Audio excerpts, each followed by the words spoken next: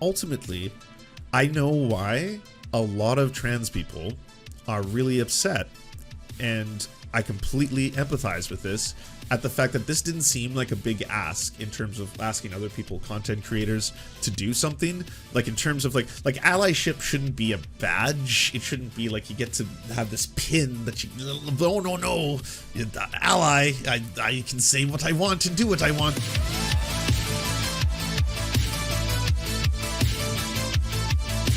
Hogwarts Legacy is here, and it is a massive, massive success, and the woke meltdown has been truly entertaining to watch. And so many people are being exposed, and you have Hassan right here admitting that the only reason he doesn't play the game is because he doesn't want to be endlessly bullied by his leftist fans. Holy shit, what a pathetic take, but we're going to listen to it because it's so true, and there's more to this. So stay tuned. I've got a few other things to show all of you that is just... I love how conservatives are going to have to pretend they love the game.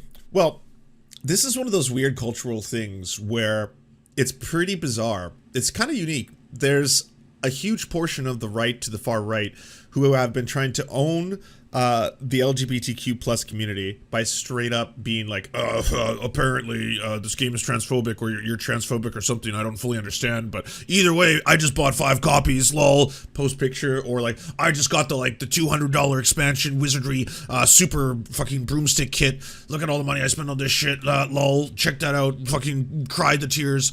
And at the same time, once the game's released, like most commercial products, they want to be representational because, again, this is something that, broadly speaking, is more accepted in society, and not to mention it probably can help their corporate bottom line if they add, say, a trans character or a lesbian character, which in fact they did. So now all of these right-wing chuds are spending tons of money for a game that has some, not a lot of great, but some trans representation, as well as the fact that it also might have a very problematic storyline that is deeply anti-Semitic to its core.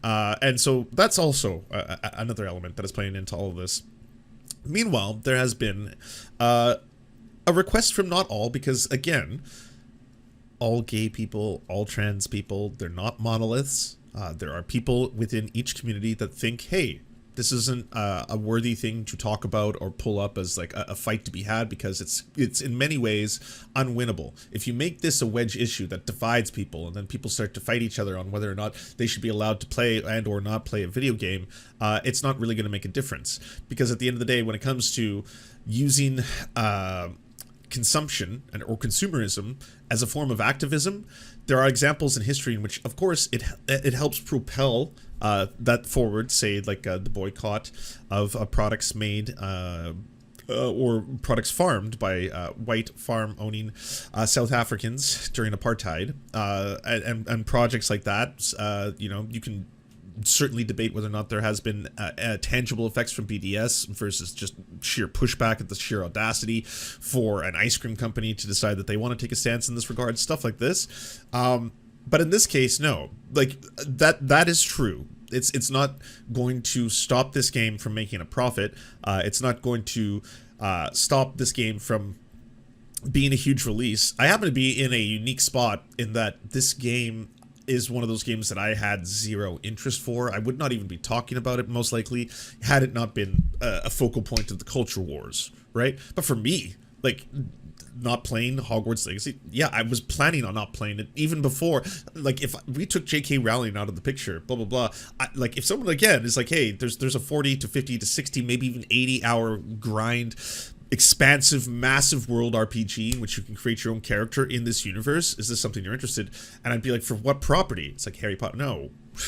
No, I don't care. Like, the movies were fine. They were fun. One of the books I read, it was fine. The third one. Outside of that, I'm just like, it's just not my... I'm not one of the people who grew up and this was like, this is such a huge part. But you can see it in people who, like, read the books after. Like the partner, the woman I love, she was a massive Harry Potter fan. Like, just devoured the books, treasured them, reread them endlessly, knew about all the lore, the names, the blood quantum, everything. A lot of people were obsessed with the franchise.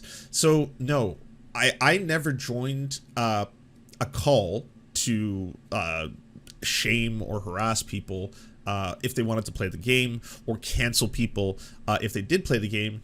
What I did, and Hassan pulled up one of my tweets in that segment where he was talking about this, is say that there is a large portion of, the trans community, a lot of creators whom I respect, like Jesse Gender, for example, are saying that, they'd ask, especially people and people with platforms, to not endorse the game by playing it in solidarity. It doesn't seem like a big ask. And again, for me, it was a zero ask. It's like, if it's like, hey, you really got to show support for us. You have to spend like 3 or 4 hours a day, every day, protesting outside of this courtroom. And that's what we ask of you, because this really needs more people and attention. Like, that seems like a much bigger ask to me. And when I would participate in, then we need you to not play a game that I already didn't want to play. So I didn't think it was going to be a big deal.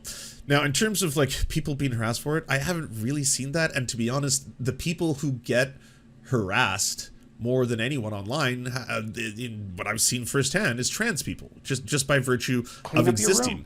Like, the trans streamers especially. Like, if you are a guest star on a trans streamer's stream, especially if they are female presenting, because then you get that intersection between misogyny. Women online, also women streamers, just get people who drop in all the time and just spout off creepy shit, especially if they're showing a little bit of skin. If there is cleavage, forget about it. All of a sudden, just people will drop in every 2 seconds like, oh wow, would you like come on those? And you're just like, Jesus Christ. That's intense. I'm not saying that's never happened here. There have been people who've dropped in here way too horny before, and like usually mods like stop them right away, but it doesn't happen anywhere as frequent as it does, again, for women online. And I don't see the same kind of harassment in any way, shape, or form that just trans people get for existing online. That's kind of the thing. And so when the game's out and half the people are like, why is this a big deal? And then the other half are like, why are we going after them? And then the other half are like, oh, these people were crying on stream. This is so sad. How could this happen? The whole thing felt like the point of this just completely ran away. The discourse has been dominated and completely taken over by people wanting to discuss how absurd it is that anyone would ever try and take a stand on this, right? That's how the whole thing feels like it got reframed. Like, ultimately, I know why a lot of trans people are really upset, and I completely empathize with this, at the fact that this didn't seem like a big ask in terms of asking other people, content creators, to do something. Like, in terms of like allyship shouldn't be a badge. It shouldn't be like you get to have this pin that you, no, ally, I can say what I want and do what I want now. It should be like, hey, very little ask, but just if you happen to be either someone, blah, blah, blah, you would support this content, because at the end of the day, there is still the more famous and the more popular Harry Potter is as a brand, which it already is, just a global force. It is one of the most popular brands in human history, and probably will be for a long time, no matter how horrifying its creator continues to be, right? It's still such a force outside of J.K. Rowling herself. I mean, death of the author, say what you will. There's enough people that just adore that world and don't want to stop living in that world, and they won't stop living. There will probably not be a ceasing of fan fiction. There will not be a ceasing of other content generated, more movies, more franchises, more stuff. This is going to continue, because at this point it's left just the brain of J.K. Rowling and moved on to be a cultural force.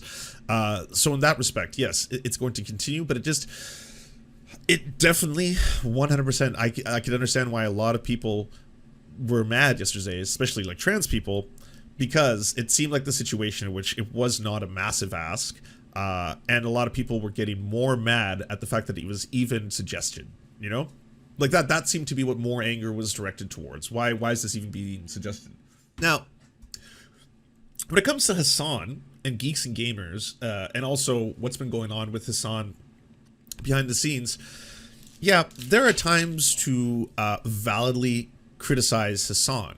And there are times when, of course, Hassan, like any super big streamer, did not listen to the critiques or the people who were criticizing him. Yes, that does happen. That happens to every other single massive streamer of that size as well. There are times when it is completely fair for multiple people to be like, yeah, I think he fucked up here. This is something to do. The amount of shit this dude has been getting in the past 48 hours for objectively doing the right thing. Like, I don't know what more you can ask of the person at the end of the day besides, hey, Hassan, you have a huge platform. You should use it to raise awareness for a cause, especially when you care about, and if you can, raise money and spend your own money on that cause. Okay, did all of that. It's over $1 million right now. And then it's like, well, you also probably shouldn't play Hogwarts Legacy. Okay, didn't do that either. Like, but both the things that people are genuinely furious at this guy for, he's in the process of doing. So, again, it's one of those things where I'm like, I get calling out streamers. I do that all the time. I do this for a living, actually. That's criticizing a lot of these fucking assholes like this dude on screen you see over here. Yeah, it's one of the things I do, amongst other things. There's also silly voices. You get silly voices. Whoop, whoop, whoop, whoop, zim, zom. Look. Oh, I got all that too, right? But that happens to be one of the other things. So, yeah, there are times to critique people, and there's also times when it's like, I have no idea. I can't wrap my head around this. Like, oh, he's raising all this money, but is he using it to buy a pool? He's raising all this money, but is he actually going to spend it on Turkey or Syria, or is he going to garnish the wages? How much is he going to pocket at the end of the day? And the answer is obviously $4 billion, the largest amount known to history. Do you enjoy the Serfs but prefer not to have to use your eyeballs? Many are saying this. Well, we've got the solution for you. It's the Serf Times in podcast form, available on most major podcasting networks now. If you enjoy it, please consider leaving a good review and feedback because it really helps the show out, apparently, and it's free, just like the podcast. To our gods, Xander Corvus and Peyton L. Juste, we shall spend many a generations building mighty cathedrals in your honor. To our monarch, Tom Spiker, we are but your oafish jesters, here to offer you a laugh at any opportunity.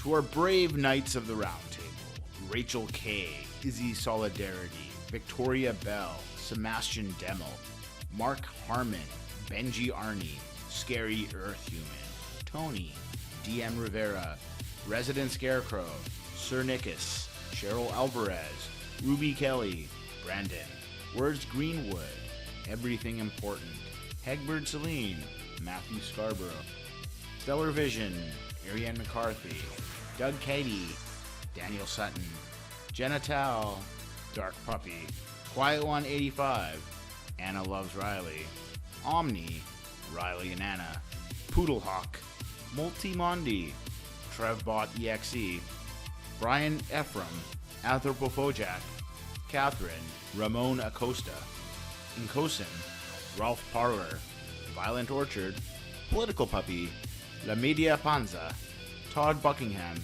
and Todd La Jeunesse. We salute our valiant heroes off to fight injustice everywhere.